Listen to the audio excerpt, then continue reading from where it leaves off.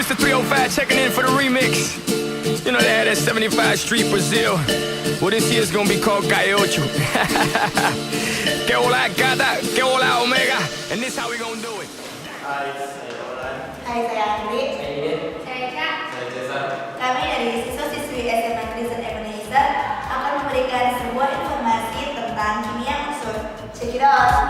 Jenis halogen terbagi atas 4. Yang pertama struktur halogen, yang kedua bentuk halogen, yang ketiga warna dan bau, yang keempat larutan. On my way to the top, a pit got it locked from goose to the loxer. R.I.P. a big in Parker that he's not, but he's hot. Label flop, but pit won't stop. Got her in the cockpit playing with bits. Jenis halogen. Yang pertama struktur halogen. Dalam bentuk unsur halogen X terdapat sebagai molekul diatomik X2. Kestabilan molekul X2 berkurang dari F2 ke I2 sesuai dengan pertambahan jari-jari atom, sehingga energi ikatan dari F2 ke I2 berkurang. Pada pemanasan, molekul X2 mengalami disosiasi menjadi atom-atomnya. Yang kedua, wujud halogen. Pada suhu kamar F dan Cl berupa gas, Br berupa cair yang mudah menguap, I berupa zat padat yang mudah menyublim. Tiga, warna dan bau. F berwarna kuning muda, Cl berwarna hijau muda, Br berwarna merah tua, I padat berwarna hitam, sedangkan uap I berwarna ungu. Semua halogen berbau merangsang dan menusuk. Yang keempat, kelarutan. Kelarutannya dalam air berkurang dari F ke I. Halogen lebih mudah larut dalam pelarut nonpolar seperti CCl4 atau CHCl3. Baby, I got cribs, I got condos we can stay. Even got a king size mattress we can lay. Baby, I don't care what they say. I know you want me. Halogen merupakan kelompok unsur non-logam yang paling reaktif. Namun demikian, kereaktifannya menurun dari fluorin ke iodin. Hal itu sesuai dengan keelektronegatifan yang makin kecil dari fluorin ke iodin. Semua halogen membentuk senyawa ion dengan bilangan oksidasi. Yang pertama, reaksi dengan logam. Halogen bereaksi dengan sebagian besar logam, menghasilkan halida logam dengan bilangan reaksi dengan hidrogen. Semua halogen bereaksi dengan hidrogen membentuk hidrogen halida atau reaksi dengan non-logam dan metanoid tertentu.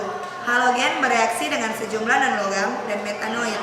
Reaksi dengan fosforus, arsen, dan antimon menghasilkan trihalida. Jika halogennya terbatas atau pentalida jika halogen berlebihan. Keempat, reaksi dengan air fluorin bereaksi hebat dengan air membentuk HF dan membebaskan oksigen. Halogen yang lainnya mengalami reaksi disproporsionasi dalam air menurut reaksi dengan basa. Klorin, bromin, iodin mengalami reaksi disproporsionasi dalam basa. Keenam, reaksi antar halogen. Antar halogen dapat bereaksi membentuk senyawa antar halogen. Reaksinya secara umum dapat dinyatakan dengan Y adalah halogen yang lebih elektronegatif dan N adalah bilangan ganjil 1, 3, 5, atau 7. Senyawa antar halogen paling mudah terbentuk dengan fluorin. Yang ketiga, daya oksidasi halogen. Halogen merupakan bentuk oksidasi kuat. Daya oksidasi halogen atau daya paradoksi ion halida dicerminkan oleh potensial elektrodanya. Semakin positif nilai potensial elektroda, maka spesies itu semakin mudah mengalami reduksi. Berarti merupakan yang keempat, reaksi pendesakan antar halogen. Halogen yang bagian atas dapat mengoksidasi halida yang bagian bawahnya, tetapi tidak sebaliknya. Contoh, klorin dapat mendesak bromin, tetapi sebaliknya, bromin tidak dapat mendesak klorin. Logam alkali adalah unsur-unsur golongan 1A, kecuali hidrogen. Logam alkali melimpah dalam mineral dan terdapat di air laut. Logam-logam ini juga bersifat sebagai reduktor dan membentuk basa-basa kuat yang larut air, maka disebut logam alkali. Sifat fisik yang pertama, hampir semua unsur alkali berwujud padat pada suhu ruangan. Yang kedua, warnanya putih seperti perak. Yang ketiga, pengantar listrik serta panas yang baik. Yang keempat, makin besar nomor atom maka titik didih atau titik lebur makin kecil. Yang kelima, makin besar jari-jari atomnya maka gaya tarik menarik antar logam alkalinya makin lemah. Yang keenam, memiliki spektrum emisi.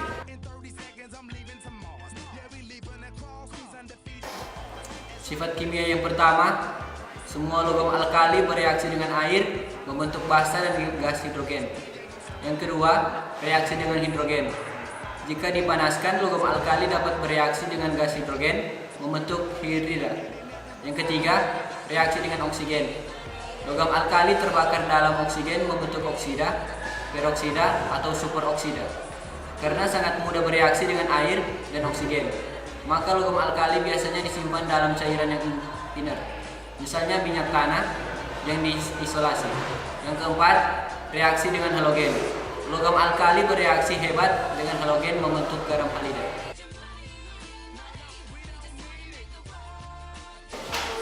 Natrium dibuat dari elektrolisis lelehan natrium klorida yang dicampur dengan natrium klorida.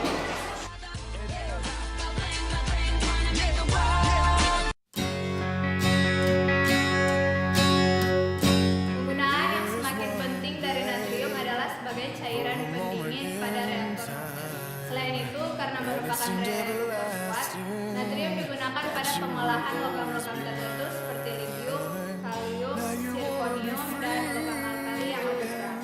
Natrium juga digunakan untuk membuat senyawa natrium yang tidak dapat dibuat dari natrium klorida seperti natrium peroksida. Sedikit natrium digunakan dalam lampu natrium yang banyak digunakan sebagai penerang zat terang. Hidroksida dihasilkan melalui elektrolisis larutan natrium klorida. Natrium hidroksida digunakan terutama dalam industri sabun, deterjen, dan penggunaan utama natrium karbonat adalah untuk pembuatan kaca, terutama kaca bejana.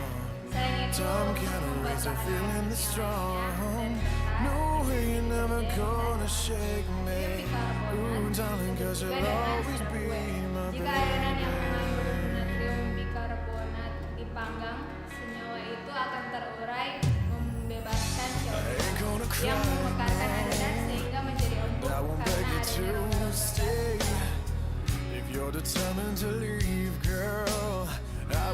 Buatan magnesium mula-mula air laut dicampur dengan kapur, sehingga magnesium mengendap sebagai magnesium hidroksida. Endapan magnesium hidroksida yang terbentuk disaring, kemudian direaksikan dengan larutan asam klorida pekat.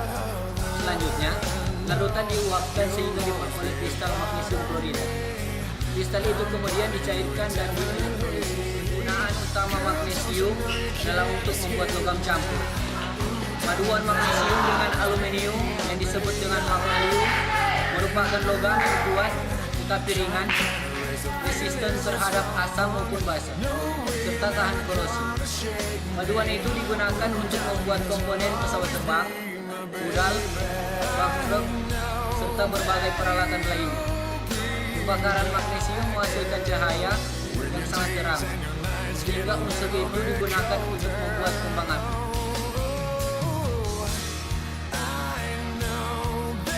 Buatan aluminium. Bauksit mengandung aluminium sebagai aluminium oksid. Pengolahan aluminium dari bauksit berlangsung dalam 2 tahap. Tahap pertama adalah pemurnian bauksit sehingga diperoleh aluminium oksida murni. Tahap kedua adalah peleburan aluminium sulfat. Aluminium sulfat digunakan pada pengolahan air, yaitu untuk mempercepat koagulasi lumpur koloidal.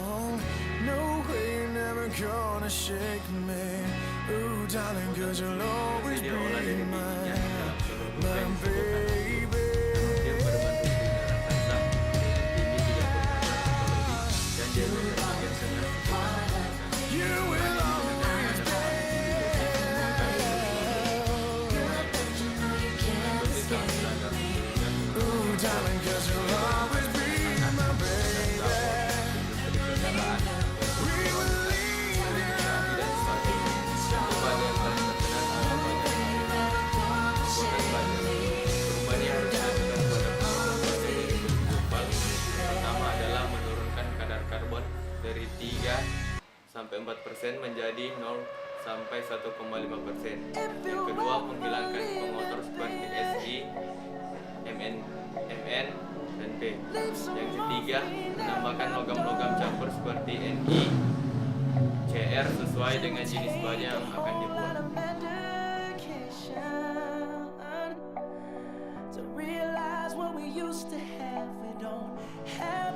tembaga. Pengolahan tembaga melalui beberapa tahap, yaitu fermentasi, pemanggangan, peleburan, pengubahan, dan elektrolisis. Penggunaan tembaga. Penggunaan utama tembaga adalah untuk membuat kabel listrik, dan tembaga digunakan untuk membuat bahan logam seperti perunggu dan kuning.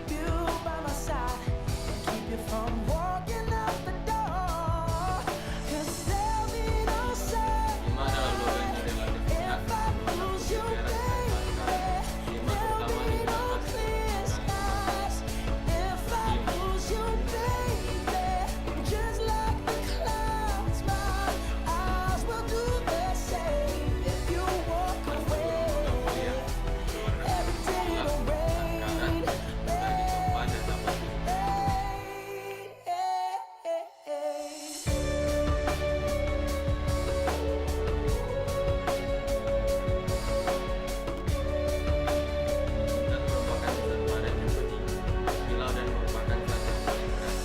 terutama digunakan untuk dibuat dari grafit melalui pemanasan pada suhu sekitar 3300 derajat Celcius dan tekanan sekitar 105 derajat dan penampunnya ukuran setiap pelebaran dapat mengukur di atas pelebaran lain. Grafit juga mempunyai titik lele dan posisi yang sama. Penggunaan terutama bahan perumahan sebagai komponen dalam tidak bersifat racun karena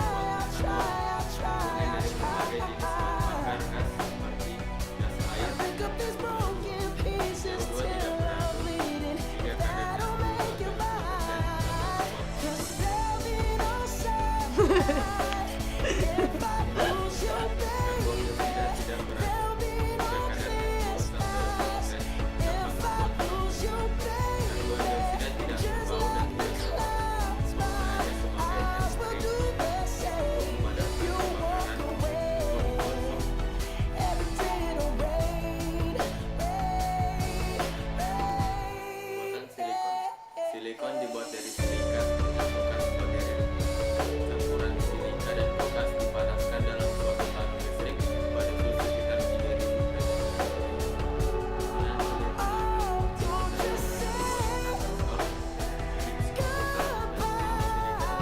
Silika dan silika bisa berbentuk gelas, keramik dan serat. Dan bekas anti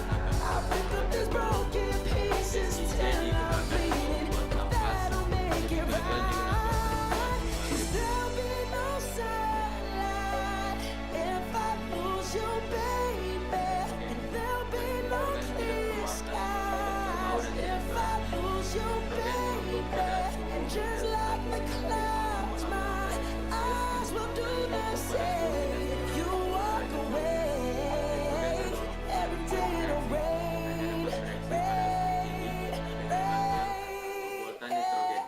nitrogen diperoleh dari udara. Prosesnya berlangsung dalam 2 tahap, yaitu pertama pencairan udara dan kedua adalah nitrogen. Yang pertama nitrogen digunakan untuk membuat amonium, yang kedua digunakan untuk membuat atmosfer inert dalam berbagai proses tergabung oleh oksigen. Sisanya adalah industri elektronika dan dalam makan kemasan untuk sepanjang masa penggunaan. Amonium dibuat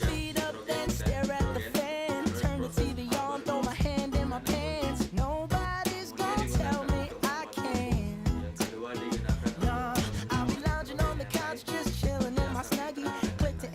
so they can teach me how to Dougie. 'Cause in my castle, I'm the freaking man. Oh, yes, I said it. I said it, 'cause I can. Today I don't feel like doing anything.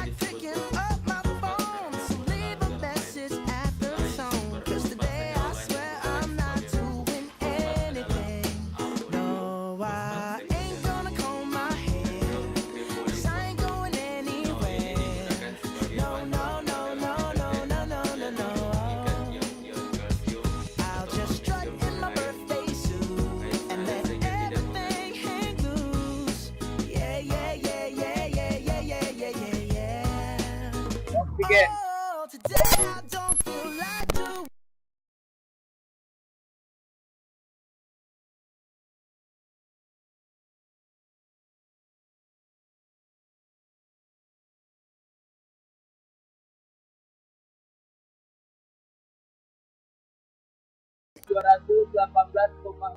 Pembuatan oksigen. Yang pertama, penguraian kalium karbonat.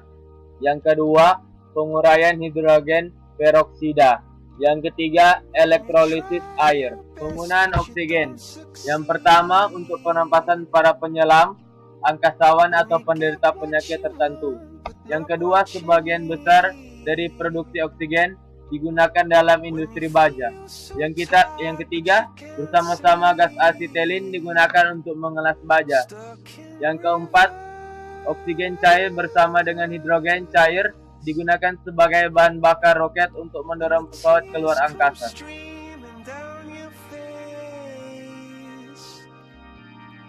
Belerang. Belerang padat mempunyai dua bentuk alotropi, yaitu belerang rombik dan belerang monoklinik. Belerang rombik stabil di bawah suhu 95,8 derajat Celcius, di atas 95,5 derajat Celcius. Belerang rombik berubah menjadi belerang monoklinik yang seterusnya mencair pada suhu.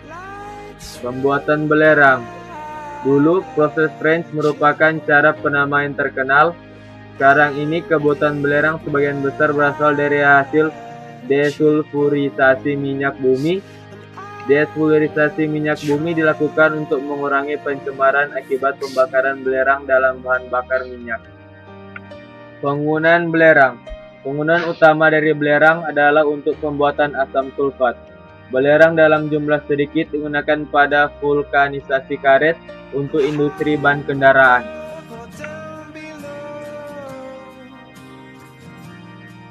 Asam sulfat. Senyawa belerang yang terpenting dan yang paling banyak diproduksi adalah asam sulfat. Pembuatan asam sulfat dilakukan dengan dua cara, yaitu proses kontak dan proses bilik timbal.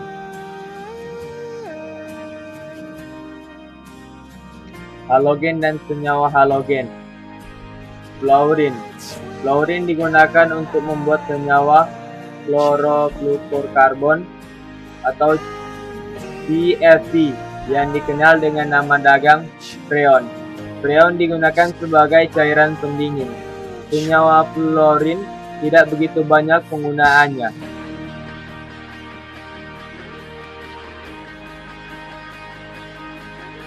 Klorin.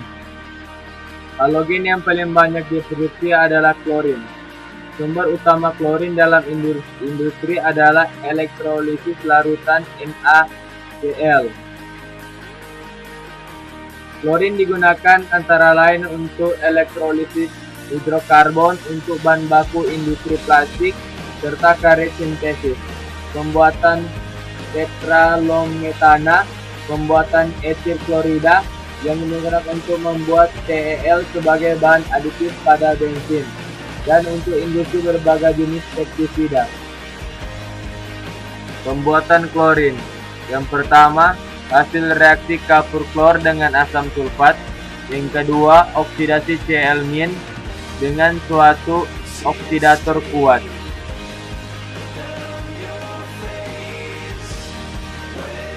Bromin. Bromin digunakan terutama untuk membuat etilendromida.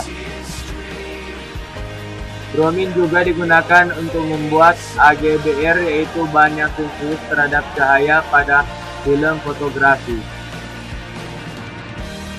Pembuatan bromin. Bromin dapat dibuat dari reaksi suatu bromida dengan klorin.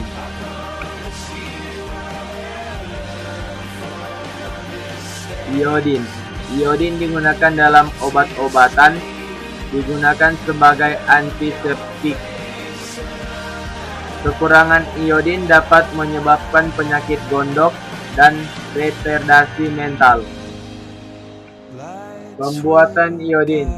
Iodin dapat dibuat dari suatu iodida dengan gas klorin.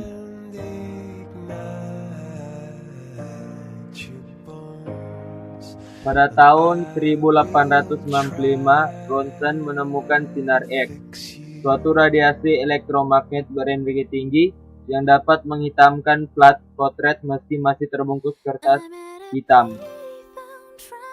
Henry Becquerel meneliti radiasi yang dipancarkan oleh batuan yang dapat berpedar.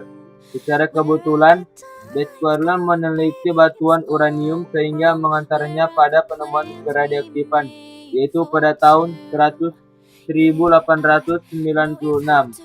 Becquerel menemukan bahwa uranium senantiasa memancarkan radiasi secara spontan. Fenomena ini disebut radioaktivitas.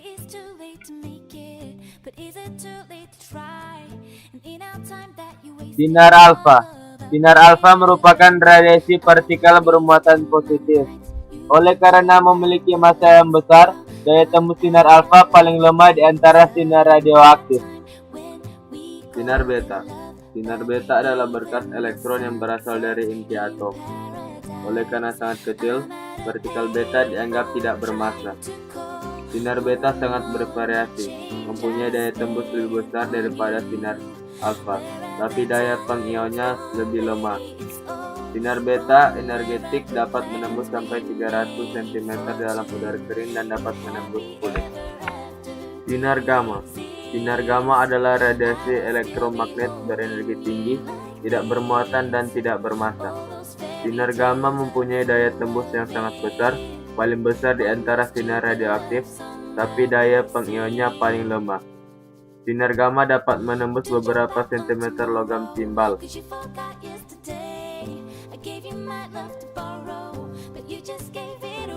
Pengaruh radiasi pada makhluk hidup.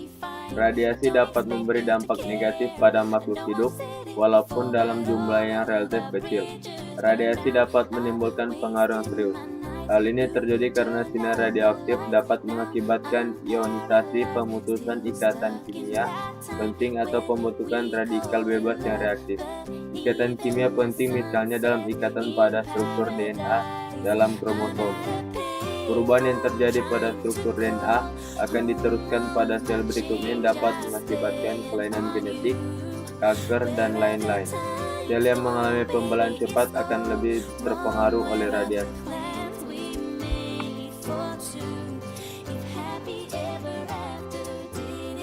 Penggunaan radioisotop. Yang pertama, radioisotop sebagai perenut.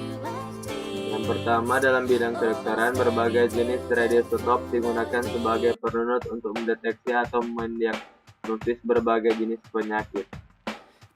Yang kedua, bidang kimia dan biologi. Dalam ilmu kimia, perenut radioaktif digunakan untuk mempelajari mekanisme reaksi dan proses biologis. Yang kedua, terapi tumor atau kanker. Berbagai jenis tumor atau kanker dapat diterapi dengan radiasi. Sebenarnya baik sel normal maupun sel kanker dapat dirusak oleh radiasi, tetapi sel kanker atau tumor ternyata lebih sensitif atau lebih mudah dirusak. Oleh karena itu, sel kanker atau tumor dapat dimatikan dengan mengarahkan radiasi secara tepat pada sel-sel kanker tersebut.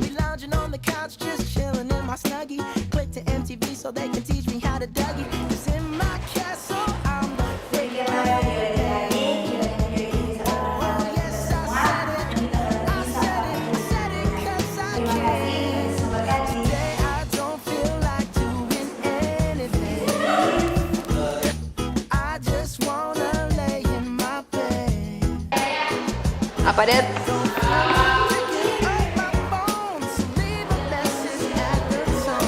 Bagus sekali. Sekali bagi sekali tidak otak. Iyo. Iyo, Apa?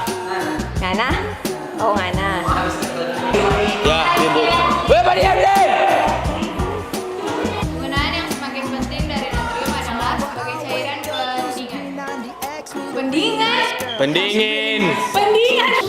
Penggunaan yang semakin penting dari natrium adalah sebagai cairan pendingin. Penggunaan yang semakin penting dari natrium adalah sebagai Penggunaan yang semakin penting dari natrium adalah sebagai cairan pendingin pada reaktor nuklir. Penggunaan yang semakin penting dari natrium adalah pembuatan magnesium mula-mula air tak bisa yang air laut Pembuatan magnesium mula-mula air. Aduh. Mula-mula air.